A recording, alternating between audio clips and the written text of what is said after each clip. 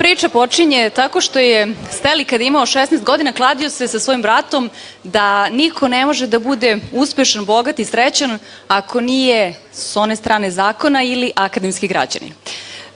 Mnogo godina kasnije Steli dolazi, živeo je u Nemačkoj, Steli dolazi iz San Franciska. Šta je onda bilo, on će vam sam ispričati. Please welcome Steli Efti.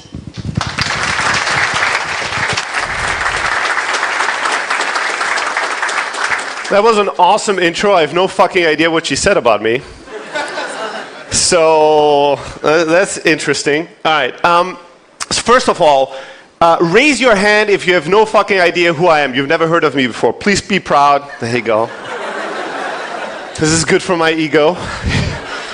Whew. All right. So there's still a lot more work to be done. So here's the deal. I'm going to tell you guys 10 stories today that happened over the past 10 years of me moving to Silicon Valley from Europe. All right, before we get into that, I want to make sure that we are all on the same page when it comes to the goal of this talk or the next hour or so that we're going to be spending together. Right, this is one of my favorite John F. Kennedy quotes, and it's the standard that I try to set for myself. Again, not trying to be too arrogant, but the whole point is, like, if you look at this room, there's a lot of fucking human beings in this room. I'm going to spend an hour here. You're going to spend 3 days, 4 days at the conference. This is a lot of humanity's time invested in one place. And a lot of times people go to conferences to be inspired. They go to conferences because they don't want to go to work, or, you know, they want to do something that looks like work but isn't really work. My goal for this talk for the next 45 minutes is not just to tell you some funny stories and entertain you and make some of those hands that went up and said, I have no idea who you are, change, but my goal in this talk is to at least impact one person here to think that if this idiot can do X, Y, Z, maybe I should do more with my life, right? I'm going to try to be an inspiration for doing more, and for today's conference, I would make that little homework to myself, if I were you, is to make sure and set the goal that by the next 3 days you've made at least one decision that you've been fucking around for weeks not wanting to make. You've made at least one new connection. You know that thing? You go to a conference to meet new people and you always just look for, who do I know? Who do I know? Oh, I know this person. And then you just hang out with the 3 people you know for 3 days, avoiding to meet anybody new, right? So one decision, one new connection, and one action, something that you can do. Call a friend. If you have nothing better to do, by the end of the talk, call your mother or your dad and tell them you love them, right? But do something that you wouldn't have done otherwise. Does that make sense? This is yes, this is no, this is I don't care, just leave me alone, right? But I need clear responses. All right, let's get started. So, a little bit about myself. Somebody made this, I didn't make this myself, but this is pretty much my life motto, right? And if you think about what is the qualification that Steli has to be speaking to us, there is none. I have 0 qualifications, right? And I'm still here. I'll give you a little bit about my background. I'm originally from Greece, but I grew up in Germany, right? The 2 ends of the European cultural spectrum. And 10 years ago, I decided to sell everything I had, I bought a one-way ticket to San Francisco. I've not made it through school. I barely made it through kindergarten, so I don't have any degree in anything. I have 0 qualifications. Sometimes people ask me, Steli, you've been a lifelong entrepreneur. You've built all these different businesses. What made you choose that path in your life? And I always go, lack of options. Right? Lack of options. I'm completely unemployable. Nobody here would ever give me a job. So I had to create jobs and hire myself for it. Right? So my entrepreneurial superpower, if I have one, is that I hustle. You know, what you lack in talent, you have to make up in hustle. And I do not possess any marketable talents. So what I've always done and the way that I've moved the world forward is by taking massive action and by using communication to move things forward. Does that make sense? Cool. All right. I'm going to be checking in with you guys once in a while, as you've noticed, just seeing who pays attention and who doesn't. All right. So let me start with my first story about my Silicon Valley experience. And I know that, you know, a lot of people here might think, you know, if you live in America, if you live in Silicon Valley, everything is different, everything is bigger. So I want to share a little bit of insights from an insider, but from somebody that can relate to the European experience, right? I come from a very small village in Greece. I grew up in a fairly small town in Germany. I'm as European as you can be. So 10 years ago, when I decided to sell everything I had, bought a one-way ticket, went to San Francisco, I had no real visa. Today that would be hard, but back then I kind of got away with it. I had like a tourist visa or something. I had no hotel, I had no clue. I arrived at San Francisco airport and I asked somebody how to get to Silicon Valley. Now, Silicon Valley is not a city. It's a general area, right? It's like saying, how do I get to the south of Serbia? Like, where, right? It's too broad of an area. But somebody was nice enough to just tell me, but you mean Palo Alto, Stanford University? I was like, Stanford, I've heard of that name, yes. And he said, well, take that train and then get out on that stop. I took the train, I took the wrong stop, right? It's at California Avenue, it's one stop after University Avenue, which is the avenue I should have taken. But California sounded good, so I stepped out, I walked down the street, and there was it, Hotel California. And I was like, that's it, I heard it in a song. This is a sign. I'm checking in here. Now here's what happened next. A lot of people that hear me talk, they think, Steli is so different from me. Steli walks into every room, kicks in the door, screams at people. It's inspiring for him, but this doesn't work for me. I'm not that type of person. I'll share a secret with all of you today. And the secret is that I'm not that type of person either. It's hard to believe, but I've trained myself. I don't like to kick in doors. When I go to networking events, I don't like to talk to people either. Like, this is so much effort. I'd rather just stay here. It's one of the reasons why I give talks. It's so beautiful. Afterwards, the people that want to talk to me, they all come to me. So I have to do the work of going to the people and figure out who to talk to. So first day, I check into the hotel. It's like 2 p.m. And here's my inner dialogue. My inner dialogue is like, all right, I unpacked my bag. This is my laptop. This is the hotel room. It's my first day. I might have jet lag. I don't want to get into, any trouble. Maybe today I'm just going to get acquainted with my hotel room. Just stay here. Just relax, watch a movie, work a little bit, just decorate the room, make it feel like home. Maybe just stay here. It's safe here. And really, that's what I really want to do, is just stay in the hotel room for a day, and then tomorrow figure out what to do next. But then I had this inner voice, and that inner voice is what I've cultivated over the years. I've trained that inner voice, and that inner voice is what drives everything I do. And that inner voice was, fuck you, asshole, get the fuck out of the hotel room and meet some people. Like, you didn't fly 15 hours to San Francisco to stay in the hotel room. Nothing good will happen here. And this is a lesson for all you people. Nothing good will happen in your hotel room or your living room or your office. Nothing fucking good happens there. Everything worthwhile, you need to get out of your comfort zone.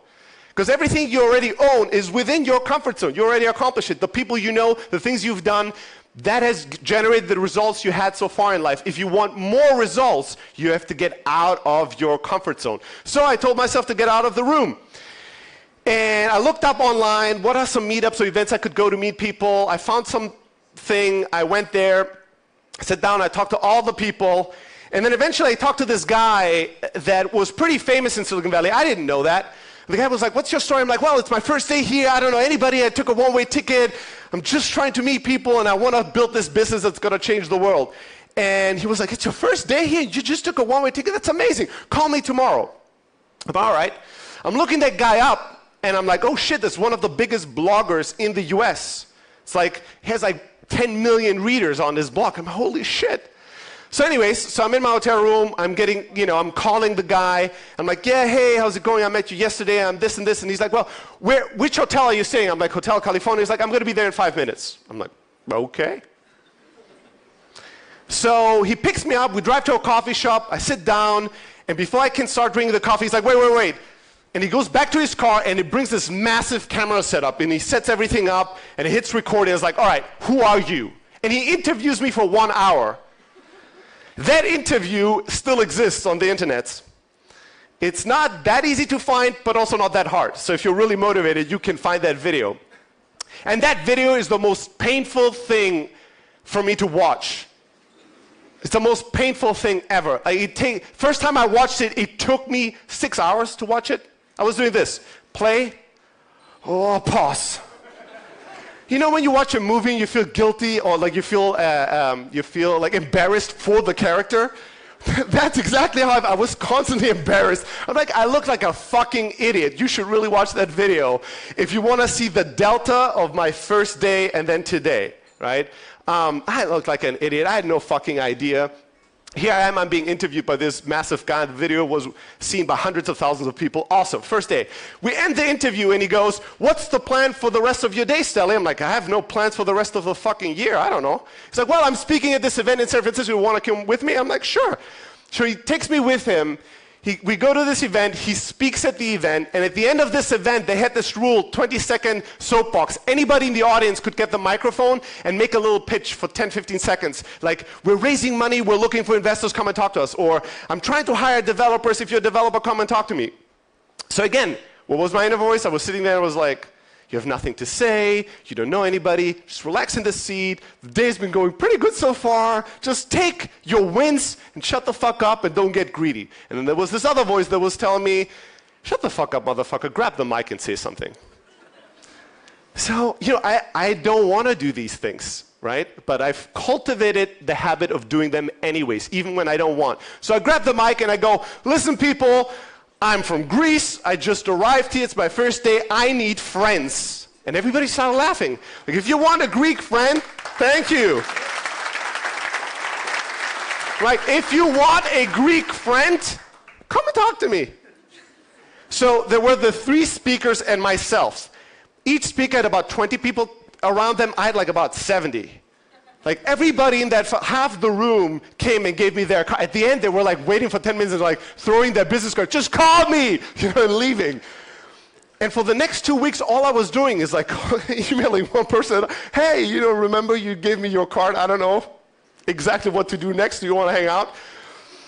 And the first 2 weeks were a pretty wild ride. So, I need somebody to be shouting the time. I had some agreement with somebody here to every 10, 15, there you go. Have we been 50 minutes in yet? Yes, you need to help me here. We're never going to get through this presentation. If somebody usually, if I had a timer, I could pace myself, but if I don't, I'll speak for hours. You people will never get out of this room, right? So I'm Greek. I'm Greek. All right, so this is story number 1. Let's see if we can get through 10. All right, second one. So this is, I will share a few stories today I've never shared before, right? And this is because I made that bold claim because the conference organizer wanted to know what my talk is going to be about, and I always don't want to tell conference organizers because I don't know until the day of the conference. I need to meet some people, I need to go walk in the city and get a sense for who's the audience and what do I think they need, and then I try to put something together for them. So here's a story, how I got my visa, and I'll make this one short. For the past 10 years, I've seen hundreds and hundreds of Europeans specifically come to Silicon Valley that wanted to stay there and build a business, a technology company there. 90% of them, they leave because they think they can't figure out a visa, a work visa. It's pretty hard to figure out. And some of them just think it, and some of them try and fail, and they go back. Lots of people, right? Lots of people. Here's what happened for me. When I moved to the US, since I don't have a college degree, I cannot get the most popular work visa in the US, which is the H-1B. It's not an option for me. Getting married I felt a little rushed in the first week, so I was like, maybe that's not an option, right? And then, so I looked around and I researched, and I went to a bunch of lawyers, right? I went to a bunch of lawyers, and the first 5 lawyers all told me, no, sorry, there's no visa for you. There's just no way. Maybe you want to go back and study? It would be good for your future anyways. So most lawyers told me that there is no option for me. Now, again, most rational human beings, what do? You go to an expert, the expert tells you this doesn't work, you just take it. Especially if you grew up in Germany. Like when you grew up in Germany, one thing you learn is to just abide by the gods of authority, right? I learned this, I realized that about myself living in the US, where police officers would stop us and my American friends would be like, fuck you, I know my rights, da-da-da-da-da. I was like, holy shit, I would never talk to a police officer this way, right? All kinds of authority, like there's just no respect for authority in the US, and there's a lot of it in Germany. So usually the expert tells you there's no way, and you go, oh, no, there's no way, and then you move back, right? But if you want to be an entrepreneur, one of the core things you need to cultivate is when you tell me there's no way, I'm going to look for making a way or finding a way or creating a new path. Like I'm not just going to accept that. Right? Because if I accept the rules and the ways that have been pathed before me, then there's no real opportunity to be an entrepreneur, right? I can just be an employee. right? I can just do the job. So for me, I went to lawyers until I found a lawyer that told me, there is an option, but it's probably not going to work out. I was like, well, tell me more. She's like, well, you know, it's the O1 visa. It's the visa for exceptional, aliens with exceptional abilities. I'm like, all right, tell me more. And she's like, well, you know, it's actually for athletes, or if you're a Nobel Prize winner, or if you're like some kind of a famous, you know, author. But, you know, Steli, exceptional is open for interpretation. There's no clear rule on what that means. I'm like, all right, tell me more. She's like, well, yeah, well, there's 5 categories that you can be exceptional in. Each category you need to prove it. There's 7 ways to prove it. There's reference letters, press, all these things that you would have to collect as evidence that you're truly exceptional as an alien, and that should give you that visa. And for the next 3 months, what I did is I worked on the visa for 3 fucking months. I had over 24 reference letters. I created all kinds of press. I made all kinds of magical stuff happen that generated the proof to show that I'm exceptional. Now, my application was like 800 pages or something. And typically, when you apply for that visa, the average time is about 2 months, and then they tell you yes or no. If they tell you no, you have to leave the country within 48 hours. But until they process the application, you're allowed to stay in the country. So 2 months is the average. The first time I applied, it took them 10 months to respond. I'm just imagining somebody taking that application and then going, no, not today. Not today. I'm going to do something else today. And for 10 months, every day I would go to my mailbox and look, do I need to leave the country or not? No, all right, let me go and try to hire people, get investors, build my business every fucking day. You know, so eventually I got it, and I think the first time around where I got it, it was really like, you know, a coin toss. It took them forever. It was with a lot of luck. My evidence was really shitty, very shaky, right? It's not that. If somebody today showed me that application, I'd be like, I don't know, dude. 10% chance you'll get it. But the second time around, it got easier, because the second time around, I hustled a little bit more. I got to know more people. I knew that I would need another O1 visa application in 3 years, so I need to generate more evidence during those 3 years. And then the second time around, I got all these famous people. I got Oprah's producer. I got Ashton Kutcher. Do you know the actor Ashton is awesome? He wrote me a reference letter. I got all these famous people, all this famous press, and my application got done in 8 days. I got approved in 8 days, right? But the point is that, you know, we all want to be humble. We all want to be self-aware and know what we're capable of or what not. But I think that we also need to learn, especially if you want to be an entrepreneur or be entrepreneurial, that if you stick with the rules and boxes of what other people tell you can or cannot do, you're not going to make it, right? And you need to search until you find solutions that seem impossible or improbable. All right, the next thing. This is more of an embarrassing story about myself than anything else. When I arrived, a lot of times people from Europe ask me, Steli, how did Silicon Valley make you think bigger? You know, we Europeans, we always think too small. I find that everywhere I go in Europe, people have this like complex about their own country. Like, oh, our country sucks, right? Which is one of the things that's great about the US. There's a lot of things that suck about the US, but Americans don't have that complex. The European, we're too small, we're too this, we're not really that great, right? Fuck all that shit. But anyway, so when I arrived in the US, I thought very big. I thought within a year, I was very arrogant. And I was like, within a year, I'm going to change the fucking world, I'm going to be Steve Jobs' best friend, and I'm going to be Time Magazine Person of the Year. I hate to ruin the suspension, but all these things didn't quite work out the way I wanted them to, right? All that didn't work, obviously. But I had this arrogance, I had this idea I thought would change the world. And then when I would meet other entrepreneurs, I would look down at their ideas and be like, that is what you're going to... I met the founders of Dropbox when they just were starting out. And I was like, file sharing? File sharing. That is what you do with your life. File sharing. Really? I'm like, that's not a problem. There's already solutions for that. What the fuck? Same thing with the Airbnb founders. I met them when they were still struggling. They were like, couldn't make the whole thing work. And I was like, guys, this is the stupidest fucking idea I've ever heard. Air mattresses in people's homes, and then those people have to make you breakfast. What the fuck is this? This is never gonna work. Obviously, I'm an amazing predictor of great ideas. Right? If you want to get rich, just invest in everything I think is ridiculously stupid. Right? But I was very arrogant, and you know, the thinking big part, it's great to have an active imagination if you have very, very large goals. That's awesome. That can be inspiring. That can be something that truly moves the world forward. But you want to learn to act in small steps. I've learned that small is beautiful. Small, radical action right now. If you do that every single day, if you take massive amounts of small doses of action over long periods of time, you move the world. You change everything. I was doing something, I was building an education platform, and I'd started a blog around it. I was just giving free lessons online, creating these virtual classrooms, allowing everybody to teach and learn from everybody. And it was going really well. The blog was really growing. Things were going well. And then I went to Silicon Valley and I was like, that's just a blog. I need to build this massive platform, and it needs to do everything and anything. And since I've never built software, I'm the greatest product manager to decide how to do this. And since I have no idea, I'm going to hire this team of other developers that have no clue. And we're going to find these investors that have no idea. And we all collectively together are going to fail. Right? Slowly and painfully. There was somebody else that was competing with me, and what he did was beautiful because it was small. He did the same thing I did. He was just doing these micro steps, but he never ever stopped. He was uploading 3, 4, 5 YouTube videos every single day with little lessons.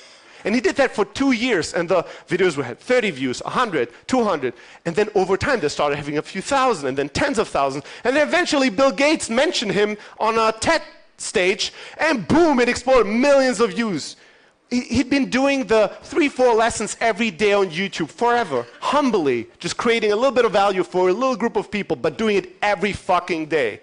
And then it became this massive platform, right? And I was never able to compete because I wanted to take that massive step in one big take. That's something I see again and again with entrepreneurs. It's the best recipe to fail.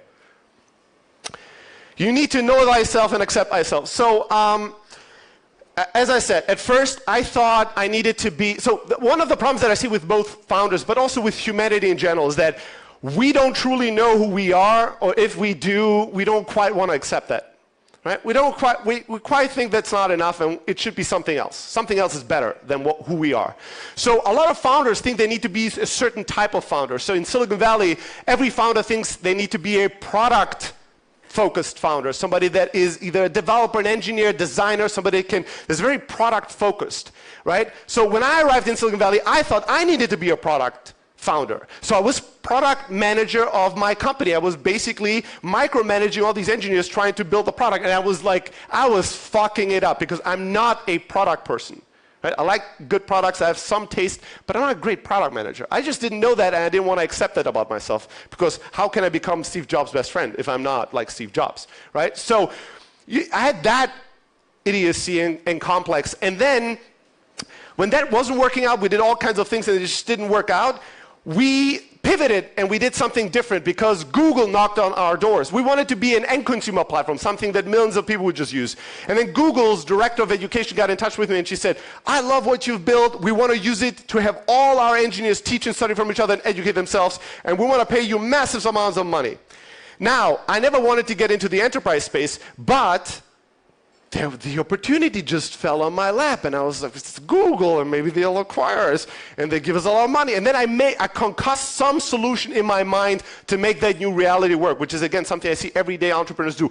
I came up with this plan, well, maybe we're going to be giving the education for free to the people, and then we're going to have the businesses pay for it. Maybe that's our business model. Who am I to stand in front of the universe and stop what the universe's plan is for my business, right? So although we had no experience in enterprise sales, we had no fucking money to acquire enterprise level customers, and I had one engineer and myself. We had a team of 2. That is not the setup to sell to massive organizations. It really isn't. It really is not a smart idea. But I was like, well, if they force me to take all my, my product and give me their money, I'll let them. And what did I do? I was like, well, let me go and see if other people want to pay for this. And I went to a bunch of big companies in the Valley area, and everybody wanted to buy my shit. Intuit wanted to do a pilot. Oracle wanted to do a pilot. And I, for a brief moment, thought I'm the best, I'm the smartest founder in the universe. Everybody says enterprise sales is so hard. It's not. I'm an immigrant. I barely speak English, and I can get all these big deals. Like, what's the problem? The problem was that none of these pilots worked out. Right? Google fucked around for 6 months. The director of education, which is an awesome person, is a very good friend of mine now, she pushed it off to some manager. That manager pushed it off to some project manager. That project manager, she never gave a fuck about the pilot. She didn't care about it. She didn't know why should she care. I never communicated. I had no experience about enterprise sales. They said they're going to buy their Google. I'm just going to take the money, give the software, and let them do the pilot. Right? That was awesome. Nothing happened during that pilot. So 6 months in, the director asked, what was happening? Well, the pilot didn't work. It was not quite a success. And they were like, all right, thanks, but no thanks. I was like, oh, shit. I'm not going to bore you with all the stories. Oracle, 9 months. It would have been the biggest deal of our lives. I was working my ass off. The one engineer, we're like not sleeping. We need to close this Oracle deal. It's going to be, a 7-figure deal. This is going to make the company. It's going to finance all the future things we want to do, all that stuff. And then 9 months into it, just a few weeks away from signing the contract, all my emails bounce. And I'm like, what's happening? Like all the people I know at Oracle, the emails bounce. And I go to Yahoo News and I read, oh, the senior vice president that I was working with, his director, all the managers, all left Oracle. All of them. He became CEO of some other company. They all left. I didn't know anybody anymore at Oracle. How awesome is that? Just 10 months of work for nothing, right? So it's finding the balance between being delusional and going, how hard could this be? Let me do it. And realizing what your strengths and weaknesses are. That is what the trick is in figuring things out. This is a very quick point I'll make. Don't steal Google's bikes. They really don't like it. I'll make this story short, but it's again a story I've never shared with anybody. On Google's campus, there are these funky bikes. They're really shitty, I don't know, $10 bikes. They're painted in all kinds of colors. And they're there for people that want to move around campus. Campus is pretty large, so people can just go on these wobbly bikes and get from point A to point B, right? So we had abused these bikes a number of times just for fun, and we were just riding around. And then one night when I got accepted, this is with a different company, right? The old company has failed. I'm bankrupt. I'm depressed. All that good stuff. So, and then the next company that I started, we got into Y Combinator. I don't know if you guys know that. It's a big, important incubator. And they used to give out 25K checks. And then a few weeks into the program, they said, we have a big announcement. You have to come. It's a big surprise. We went there. And this billionaire Russian investor says, I'm going to give $100,000 to everybody just for fucking because I want to. And we're all like, whoa, shit, that's amazing. 100K we didn't expect. What shall we do? Let's go out and get drunk, right? So we all go out and get drunk. And then in that drunken state of enthusiasm, we have all this energy, can be channeled. It's Mountain View. There's really nothing to do there. We're like, let's just get on some bikes. Let's just fucking bike. It's us and a few other startups. And we have, it's my 2 co-founders, myself, and then our 2 interns. And we all go on the campus and we're very drunk. I don't remember all the details, but we're wobbling around on these bikes and we do all kinds, drive into buildings and all kinds of things. And eventually there's security showing up and people oh shit, they're leaving in all kinds of directions and we're fleeing the scene. Next morning I wake up and in our office there's a bunch of Google bikes. They're like, what the fuck? The next few weeks, investors would come into the office. They would all laugh. They're like, what the Google bikes? Well, we got drunk. We had a good story to tell. Everything was cool. They put the Google bikes out in the balcony. 1 week before the biggest demo day at YC, where you speak in front of the most important investors of Y Combinator to raise the round. 1 week before that, I walk into that office, which is more of an apartment building, and I see police in front of the door. I'm like, oh shit, what's going on here? And they're like, do you live in this apartment? I'm like, no. Well, who is? I'm like, people? Why? whose are these Google bikes? You stole those Google bikes that were out in the balcony. And I'm like, I don't know whose bikes or what bikes they are. And they're like, oh, they make this whole thing. I think that my co-founder, everybody is outside. They're actually inside, not opening the door. It's a big mess. The Mountain View police, these bikes are worth $30 in total, just to give you an idea. An hour into the interrogation, the police officer is like, all right, I need more backup, please. I'm like, backup? It's just one person. Where's I've been talking calmly with you. Why? Don't tell me how to do my job. All right. So there's 8 fucking police officers standing around. Eventually, my co-founder is like, these fuckers aren't going away. So he opens the door. It's like, yes, I'm on the lease. Talks to them, blah, blah, blah. To make a long story short, they were looking for the 3rd co-founder is also European, half Swiss, half Polish. And they were very aggressive. They have nothing better to do, Mountain View. There's really no crime there. So they're like, this is it. This is going to be the thing for the year. And they're like, we're going to be coming back every few hours until we find that guy. They make a huge sticker. And they're like, your visa, you might get kicked out of the country. They make a huge deal out of it. So we tried to do all kinds of funky things to get out of the situation. But the important part of the story is that we were hiding in a hotel until demo day because we didn't want to get arrested and not be able to present the demo day. And the funniest thing about that shit is that the night before demo day, in that shady hotel, cheap hotel room that I was in, I hear a bunch of like steps, and then I hear police, and I lost my shit. I'm like, are they fucking kidding me? Is police here? And I hear like all this noise, and I go slowly to the door, and I'm just looking through the thing, and I don't see anything. And I hear, police, open the door. I'm like, they're looking for me? And they have the wrong door? Like, what the fuck is going on here? I freaked out a little bit. And it turned out that just that night, they arrested somebody else in that hotel. Right? Because I'm so important that I just killed somebody and they would find the hotel room I'm hiding, right? But anyways, it was still a funny thing. And the Paul Graham was one of the biggest, most influential investors in Silicon Valley. He was laughing his ass off as I was telling this minutes before I had to go on stage because he was like, you know what? I hope police comes and arrests you. That would be the funniest story ever. We had nobody ever arrested at a demo day. It would get you so much publicity.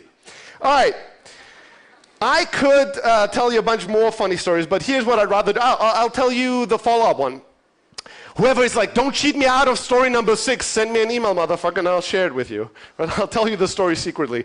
But if there's one thing that I've always been teaching, and it's the highest piece of value advice I give, is that you need to always follow up. You know, some people might show up at a hotel room, show up at a conference. Most humans don't follow up and follow through, right? That's where most deals go to die. That's where you compete with nobody.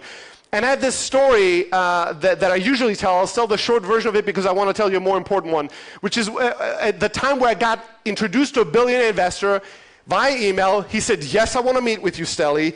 And then I emailed him, hey, can you do Tuesday or Thursday? And I didn't hear back. And I emailed again and I didn't hear back. And I emailed again and I didn't hear back. 48 emails later, right? 48 emails later, you know what his reply was? Huh? Let's fucking meet. Yeah?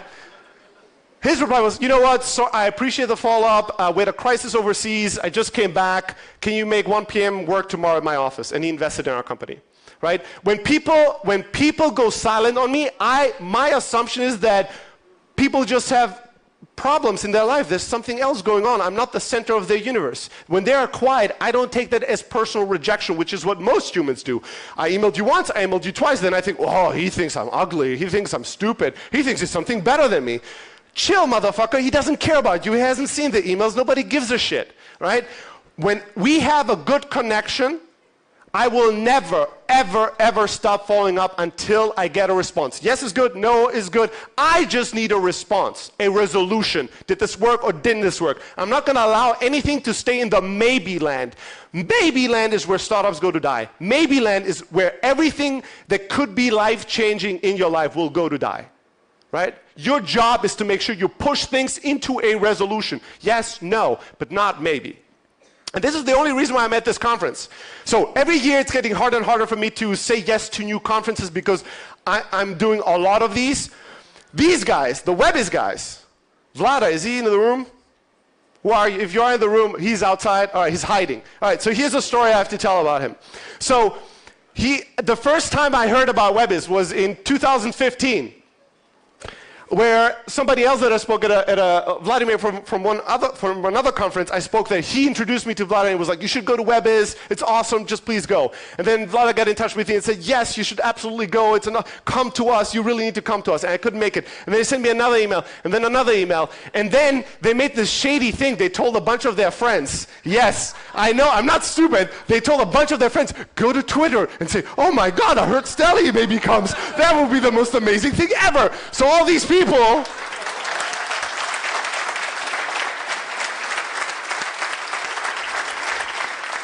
hey, just because it's fake doesn't mean it's not working, right? So all these people are like, oh my God, this would be my wish. I can't believe it. There's the gentleman that was like, get my money. I hear he's laughing. Like, oh, so they kept bothering me. Like, I think overall, what was it? 11 follow-up emails over 2 years to get me to a fucking conference, right?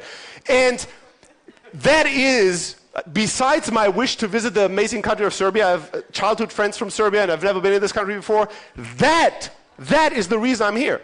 Now, that might be good or bad for you, right? That's a different story. But the point is that these guys, the reason why they make this conference happen 5 years ago, and the reason why it's growing, and the reason why they have speakers come, is because they don't give up. They follow up and follow through. You know how many conference invitations I get where I reply, can you tell me a little bit more, or I'm not sure if I can make it, and I never hear back from them, ever. The tell me a little bit more is actually a template that I send to almost everybody because I know 70% of people I'll never hear from again, right? It's as simple as that. These guys just kept at it, you know, on Twitter or LinkedIn, all these, half of Serbia is waiting for you, Steli. I was like, all right, well, if I'm so popular, as we've seen at the beginning of this conference, everyone's like, who the fuck is this guy? I don't know.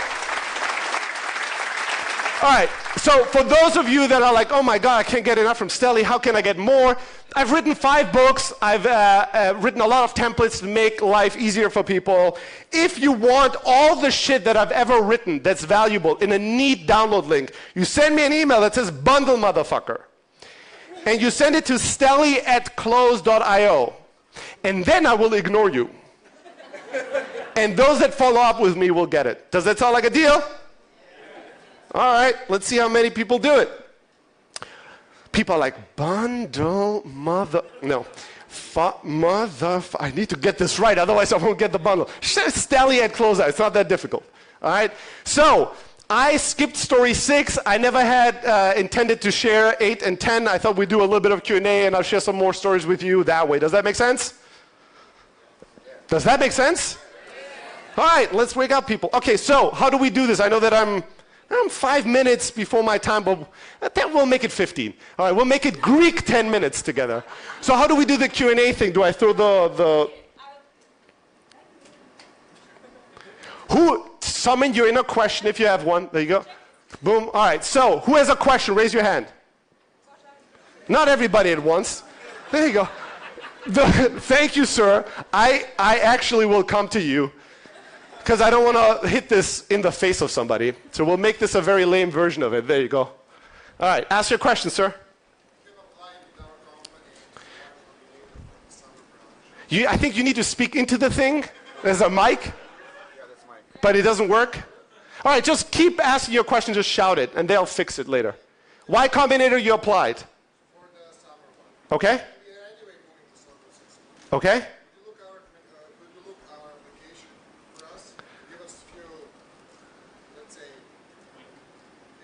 Okay, so I'm going to give you a tip here. So thank you for the question. He asked, hey, we applied for Y Combinator, this prestigious incubator. We're going to go anyways, but would you take a look at our application to give us feedback, right? That's the question. Yes. Unfortunately, I've written about how to write the application, how to hack the process. So every 6 months, I get hundreds of emails of people like, can you just look at my application?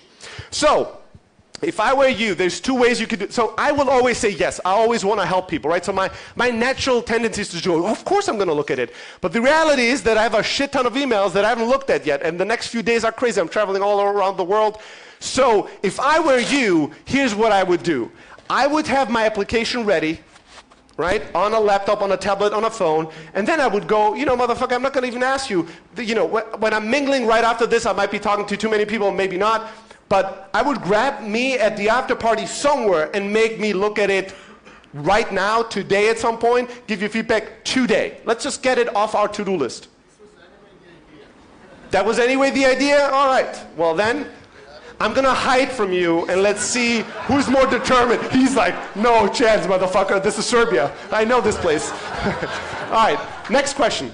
Okay, I have a question for you, and it's when you moved to USA, and how long did you need to wait for the first success to come? A real success in a business. So the first 5 years were a soul-crushing failure and defeat. The first company failed in year 1, and then 4 years into it, I was pretending it wasn't failing. And at the end, it was like a skeleton. I was like, no, it's fine. If we give it some water and some food, it's going to magically turn into this alive thing. It was dead, but I couldn't accept that. So first 5 years were horrible, and then much harder than I thought. And then after that, I started a company that was a lot more successful at the beginning. Then it had its own difficulties, but through some pivots and points, it turned into what you could consider a success. So let's say 7 years to be fair. So you're 7 years, you're living in the USA for 7 years right Yes. now? And one more question, just as a follow-up. How many times you have failed? Once With or more? companies, generally, in my life? Yeah. In my life, too many to count. Honestly, it's not just a cliche. The amount of things I didn't succeed at is a very long list. When it comes to companies specifically, that's a good question. I had 2 companies in Germany that were very successful. Then I had 1 company in Germany that was not a success at all. Then the company in the US that was not a success at all, so that's 2. So 3 companies that failed. Overall projects, probably 5 to 10. And then I had 2 small successes in Germany and now 1 big success in the US. That's the company Close.io. Yes. Yeah, thank you. You're welcome. Can you please tell us what is Close.io? Yes, I paid her to ask this question. So thank you for that.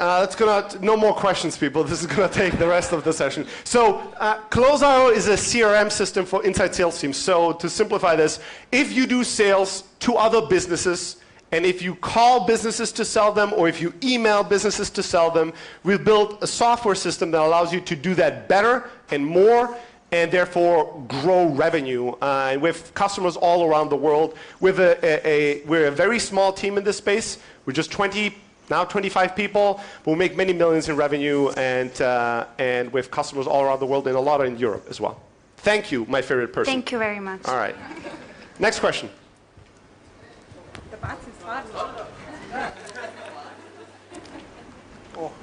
There you go. That's sort of. All right. Let's see how good you guys can throw in Serbia. Boom! Nice work. Oh, I got it.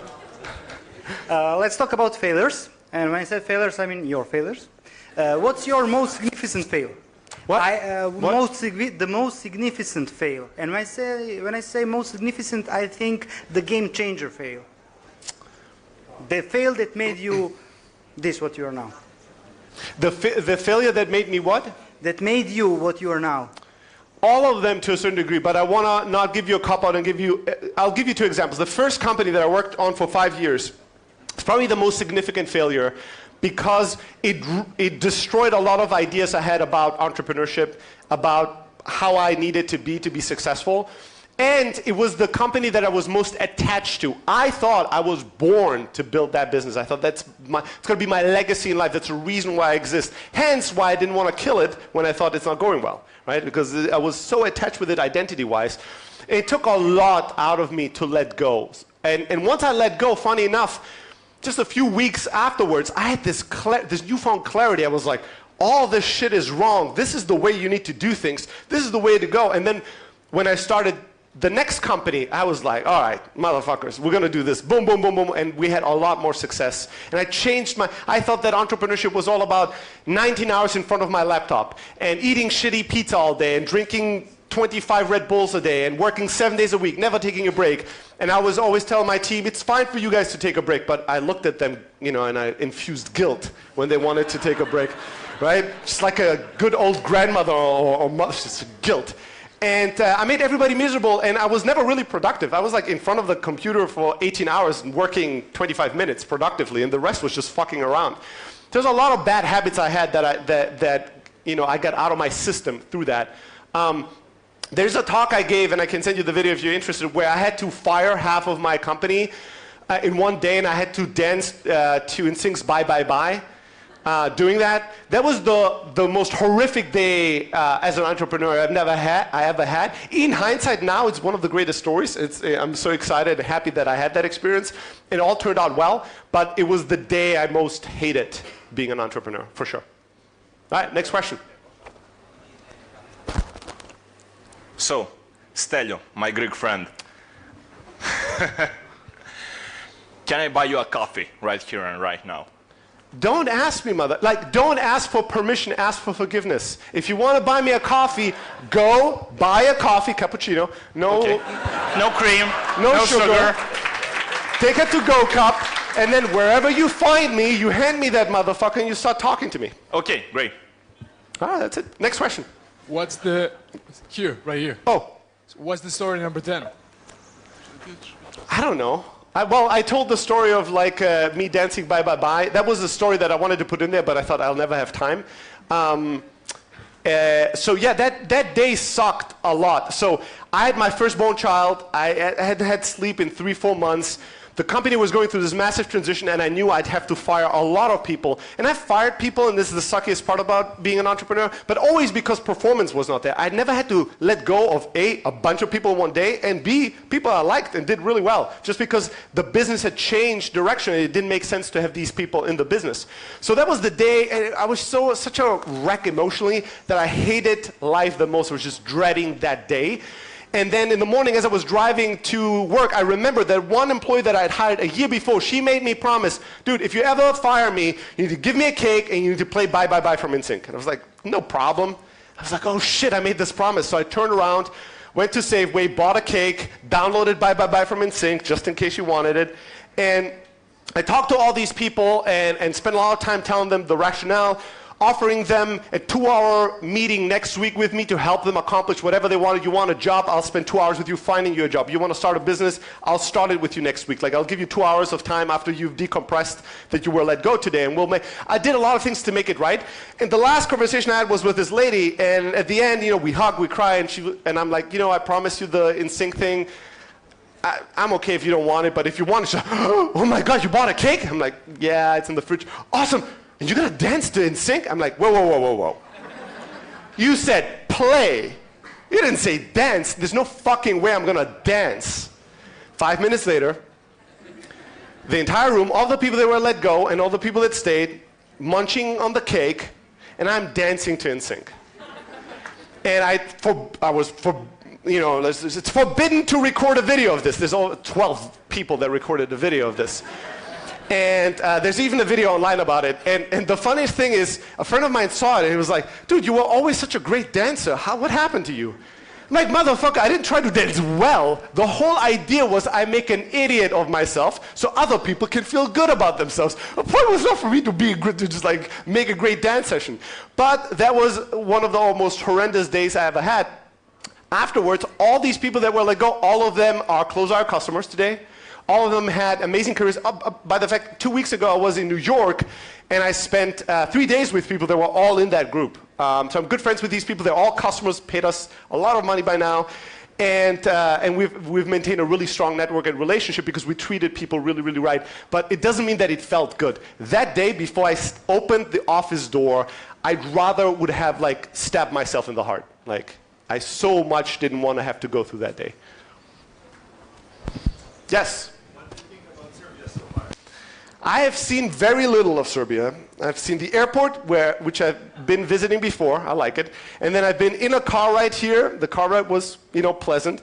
And then I've seen this hotel. This morning I walked around and I checked out the city a little bit. I like it. It's surprising. It reminds me a little bit more of like Austria or Germany infrastructure-wise than Greece. I thought it'd be as fucked as Greece infrastructure-wise.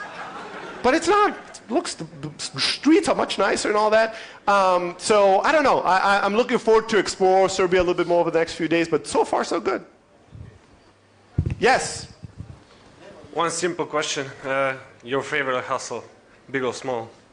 Doesn't matter. My favorite hustle or hustler? Hustler. And a hustle. Hustle as in what is your definition? Hustling as a definition, most favorite thing you've done for yourself. Oh, the thing I've worked really hard on hustling and got? I don't know, dude. That's a good question. I don't know. I cannot tell you anymore. I can tell you the biggest difference in my hustle. All right, I'll share that with you. That was also potentially a story. So, for the first 15 years of my career as an entrepreneur, I was very inconsistent. I had brilliant weeks, and then I had shitty weeks, right? I basically, and on average, my months always were kind of good, So I was like, on average, I'm doing really good. Internally, I was never satisfied with myself because when I looked at the mirror, I knew that I'm not living up to my full potential, and that sucks. You can't be happy or at peace with yourself when you know that. But it was like the monthly result was okay. And so what would happen typically is that whenever I would wake up, and I'm not the great of a morning person, I would wake up in the morning and would feel shitty. And then I'd be like, I have a call at 8 a.m., but I feel shitty, so I really don't want to do the call. And then eventually I'd be like, I'm going to reschedule. So I would ping them and go, can we do I'm feeling sick, can we reschedule the call? And then I feel even worse, because I just canceled the call, so I would cancel the next call. And then I would cancel the meeting, and then I'd just fucking cancel the day. Right? It just feel horrible the entire day. And that's the way I would go to sleep, and then that's the way I would wake up. So I would repeat the first day. So what would happen is, I would have this micro moment in the morning not feeling good, and it would turn into a fucking week of me canceling most of the things and not doing anything productively. And that was what fucked me in terms of like, I never accomplished the things I could have accomplished if I didn't have that. Eventually, I got over myself. And I learned this mantra, and that's going to be the last thing I'll say, or the conference organizer is going to get a heart attack or something. We're fashionably late. So, the mantra I've cultivated is, do it fucking anyways. I learned that just because I don't feel like doing something, that doesn't mean anything. I always tried to do all these things to not feel bad. I was like, all these psychological techniques, hypnosis, I studied the human psyche and all these things, and I wanted to be the superhuman that always feels great. That doesn't exist. What I learned to do instead is, when I really don't feel like doing something, I do it anyways. I'm like, but my inner dialogue goes, but you're going to do a really shitty job, Steli, if you do this interview this morning because you really don't feel good. And I go, well, then I'll do a shitty job. They'll do a horrible interview, but I'll do it anyways. And then because I do it, although I don't want to, I feel pretty good at the end. And I'm like, what else did I want to do this year? I'm going to do it right now. And these bad moments turned into the greatest days and greatest weeks for me now. So finally, over the last 3 years or so, I started becoming consistent. Hence why my success today is much greater than it ever was before.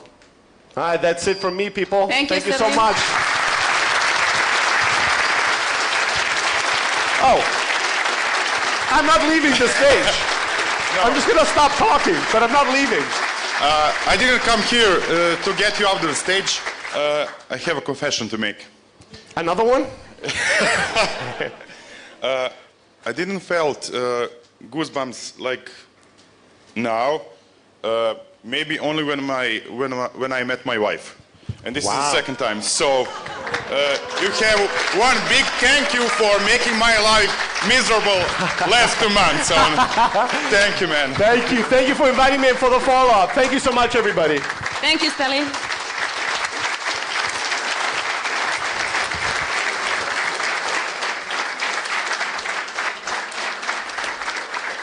Ukoliko do sada niste znali zašto je Steli Efti jedan od najvoljenijih svetskih govornika, definitivno sada znate. Ceo ovaj njegov govor je snimljen i nalazi se live na Webizovoj Facebook stranici, tako da podelite ga na društvenim mrežama ukoliko mislite da bi još neko trebalo da ga pogleda. Sutra će također biti Q&A sa njim, tako da sačuvajte pitanja. Za 10 minuta se vidimo ponovo, ovdje bit će svečano otvaranje.